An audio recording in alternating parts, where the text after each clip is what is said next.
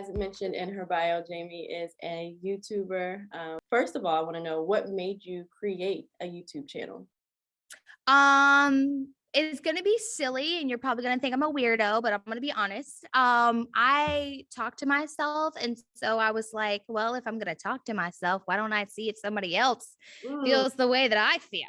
mm-hmm. And so I find humor in the things that I do. And so I was like, okay, well, I like talking to people. I like talking to myself. Let's see if somebody else likes it. And then I like to make people laugh. So I actually did it because I just wanted something different. And I actually wanted it like back in 2016, but I was too scared to Mm, even make the plunge until like And when 2018. Airbnb really kind of just got on my radar, um, and I think this is a good example of people investing in neighborhoods that may be an eyesore, right?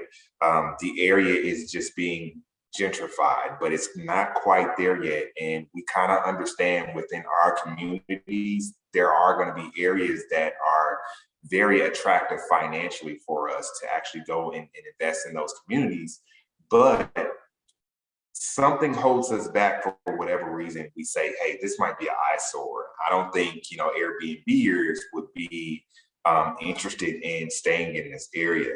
And specifically, when I purchased my first property in 2017, the area was being re-gentrified. It was being, just cleaned up, and it was an eyesore. But completely and I quickly understood is that Airbnb guests, they care a lot more about proximity than the surrounding areas and how the area looks to the eye. mm, For example, that unit was maybe 7 or 8 minutes from downtown.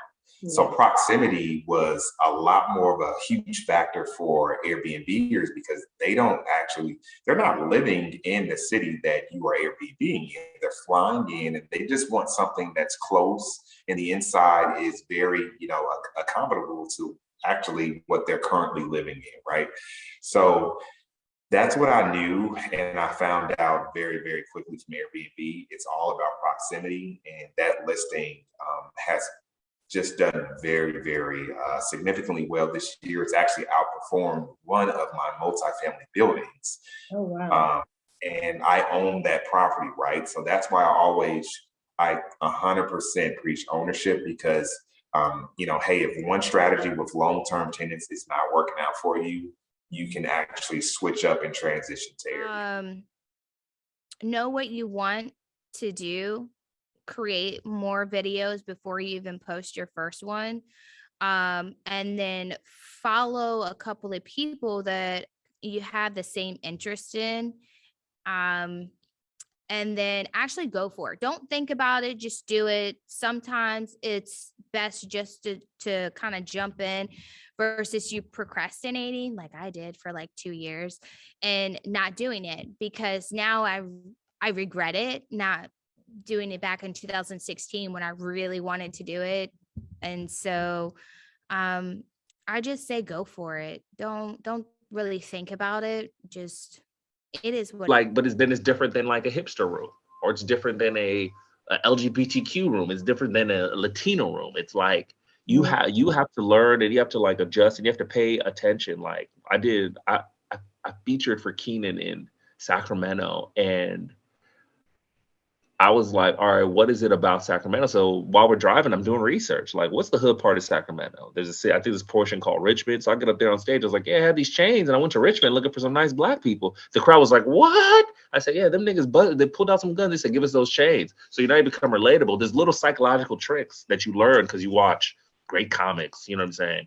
oh, You know what I mean? It's a lot. And a lot of comics, there's the 1% go anywhere because they want to just sharpen that iron. But a lot of comedians, they're terrified. They'll just stay in their pocket. And then that was like, that's not how you grow.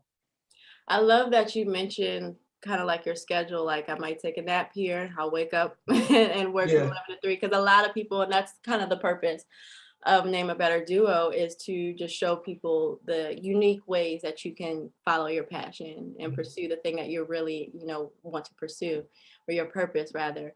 And I feel like a lot of the time people are discouraged because, they might be working a job that they are not passionate about, or, I feel like they don't have the time to commit to what they really want to do. And when you really are passionate about something, and when it's something that is more of like something that you're just drawn to in that way, you'll make the time. Exactly. You'll make the time. And another thing that can be discouraging is when you're getting into something that isn't producing the money yet, Yeah. and it's like, again, when it's something that you really enjoy doing, that's not really the focus. It's like, I got to get, especially something creative, it's like something I've got to get out, Yeah. and the benefit of seeing the fruit of your labor is just so much, it's so fulfilling, right? Like when you're actually watching it on YouTube, or like seeing other people respond to your hard work, is the fulfillment. That's the reward, and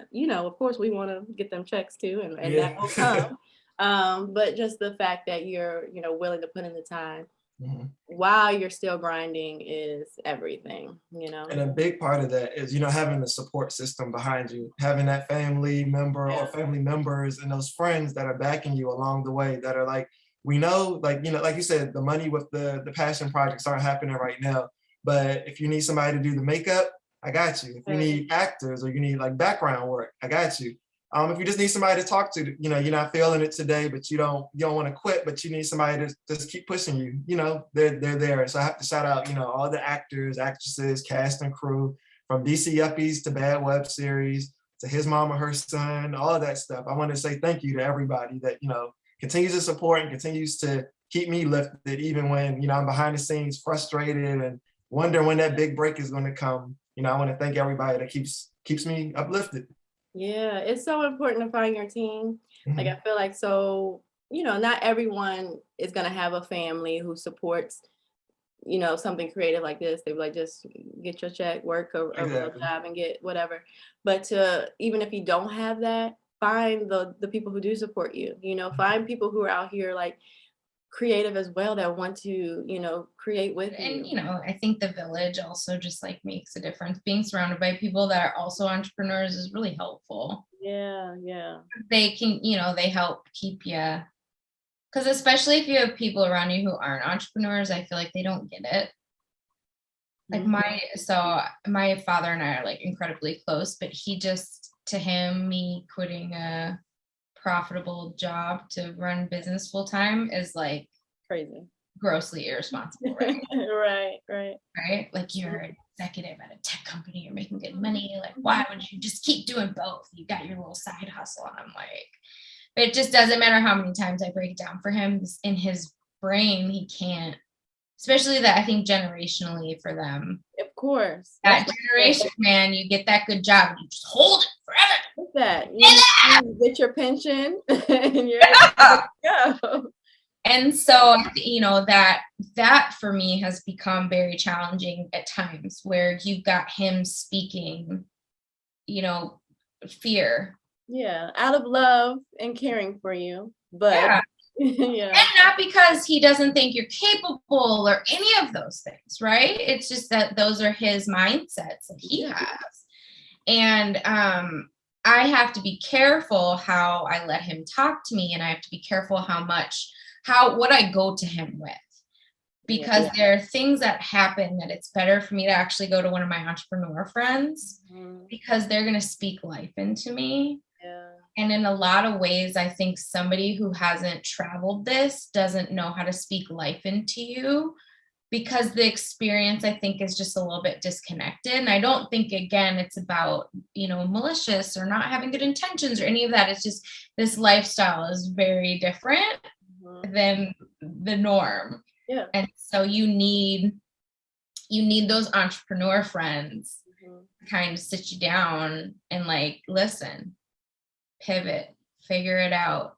What can you sell? What can you, there's always all these side hustles going on that you can also supplement your income with. Like there's so many options on how to make it. And you need somebody who's going to can share that piece with you. Not like that look like, ooh, I knew you should have done it. I think it's so important to at least to build your page to start it that way, you know, and then you can explore, as with like businesses, you know, you want to start with one particular niche and then you can build on and have umbrellas and whatever. But I think of like other YouTubers that I watch that, you know, may have started off blogging. There's one that I can think of, who started off blogging and then she got a puppy and then I saw her views go up and now like all her videos are about her puppy, you know? Yes.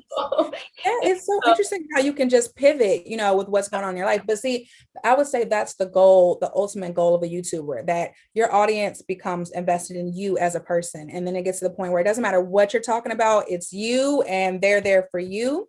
And like I said, yeah, that's the ultimate goal as a content creator. Yeah. That's what it is. People are searching for something. Like, I think that's how I found you. I was considering moving abroad and your videos popped up. Then I watched older videos from before you moved to London. And that's kind of what, and now I'm invested. When your videos pop up, I watch them, you know, and that's kind of what happened. So I think that that's so important with whatever you do, whatever your business is, to kind of build that niche and build that community. And then people gonna follow you. Like they say about having those, loyal consumers, you know, people gonna shop at Target because they know Target is gonna provide quality that they want. So it's the same thing with YouTube. But I know it's not my strong point to talk about taxes and figure that out. So I really have become better about utilizing tax prep help. I've worked with a bookkeeper also throughout the year, just so I can not be surprised basically at the end of the year or even beginning of the year with numbers, because there is that beauty of having a front facing something that looks successful, but the reality of like, but I really have no money because I haven't allotted it in the right way. That is what, you know, determines your longevity in having a business. So getting the structures together, getting your insurance, you know, your paperwork together was really important. Even when I was working from home, I had business insurance and my own renter's insurance because I still had people's furniture in my space. And I wanted to make sure that should, God forbid, anything happen to that, you know, the furniture, it was still insured. It was still covered. So that was another expense that I was, you know, willing to pay, but hadn't even thought about when I first started working from home until I was doing my research. Within 3 months of starting my upholstery business, my first big hospitality client was the Line Hotel in DC. They had just opened and they had reached out about reupholstering in the lobby these seats that they had. And they wanted us to do a mud cloth and make these beautiful cushions. And I was just like, whoa, you know, this is amazing. And so that was my first kind of big client. But I also really had to think about, you know, turnaround time because they wanted something within 2 weeks. So then it was like, you know, pricing was a question for me. Like, how do I price something for a hospitality client now versus a residential client, and one that has a tighter window for completion? So once I started working with them, a lot of press just came after that. It was a lot of local press and then a lot of residential clients who found me. And then I started getting more sort of commercial clients. I was working with the British Embassy. Then there was those companies in New York who were reaching out. And all of this is, again, just word of mouth and through kind of the free publicity of other publications mentioning me, because I didn't think I had the money at the time to hire a publicist or do any kind of advertising. And that's when I was like, oh, okay, this isn't just a structure where it's like me working with one client at a time, one chair in, one chair out. I really started to think about a team of people, other seamstresses, other upholsterers who I could, you know, offload some of the work to, because my apartment space was not, I couldn't put much in there. And then I think the more I was promoting the work online and the message of modern heirlooms, wanting to create pieces that were for, you know, young Black kids like myself who maybe didn't have a bunch of heirlooms that they had inherited from their family, but wanted to design some for us. I had museums reaching out about, you know, reupholstering pieces for them or doing exhibitions, you know, where I could bring in my own pieces there.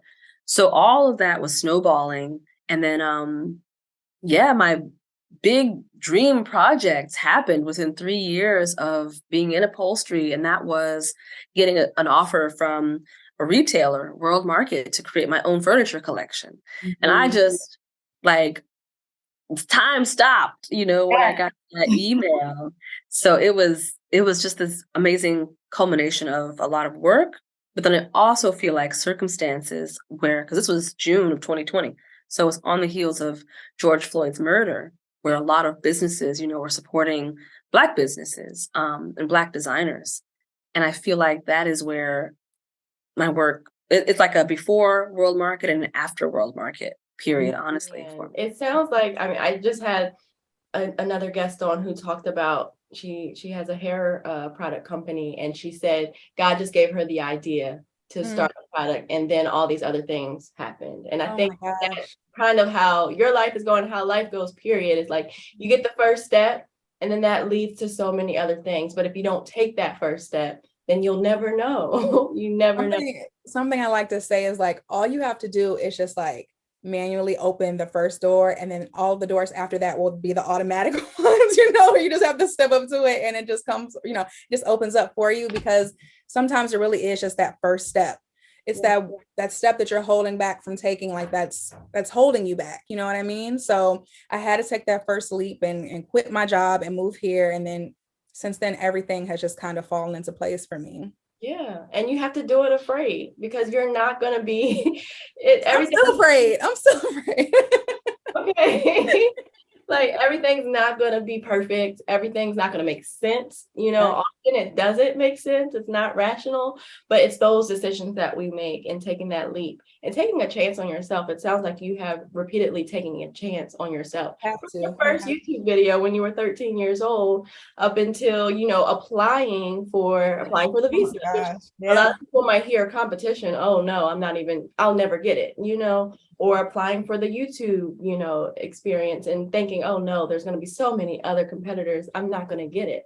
But you took a chance on yourself, and look at the doors that it's open. Absolutely. That's one thing. That was what I told myself when I decided to make the move here. I said, Paige, this is the place that you're going to come and continuously step out of your comfort zone. I don't care what it is. Like, if it seems like the right decision, it doesn't matter if it's scary, if it's uncomfortable, we're going to try it and just see what happens. And I have done that every single time, and it's always paid off.